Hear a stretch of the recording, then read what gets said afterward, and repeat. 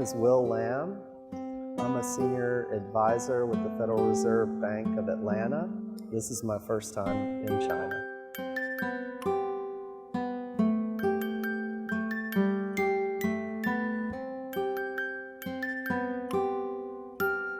Of course, it's been a fantastic trip. I'm here in China to learn more about how Chinese culture and history and politics and policy influences the deployment of private resources into projects and programs that benefit economically challenged places. As somebody working in finance and development, I'm intrigued by the scale of China, not just the obvious population demographics.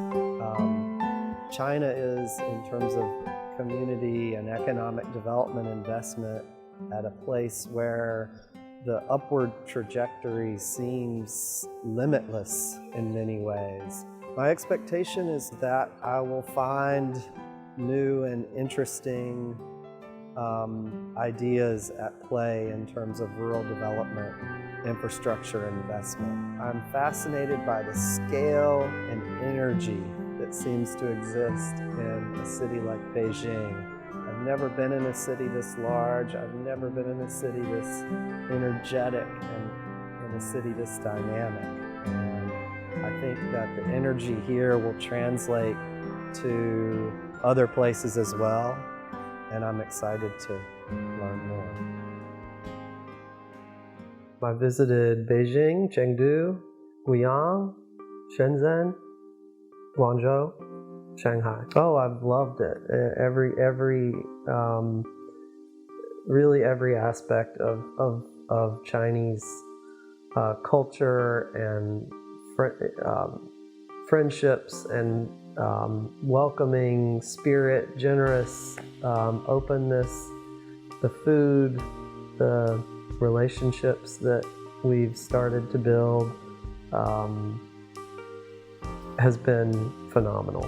My initial plan was to try to identify two or three very specific development projects and use those as case study examples of how investors engage in development in China.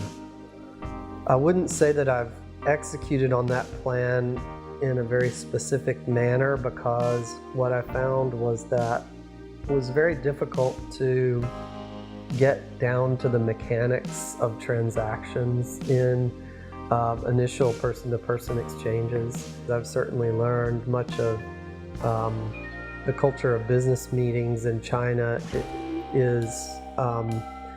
focuses initially on building some trust and rapport with whomever you're meeting with. So much of my time in China has been spent building some relationships with people on the ground that I hope will lead further to more sort of transactional discussions.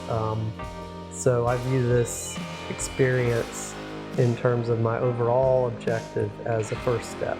Granted, 2 weeks of travel is not very much, and the cities that I've visited may or may not be representative of the country as a whole. But I will say the scale of the investment in public infrastructure and in development writ large is like nothing I've ever seen or experienced. In China, you look out of any window and see 2 or dozen or more construction cranes, and in some parts of the city you see hundreds of construction cranes, thousands of construction cranes, depending on how high your perspective is.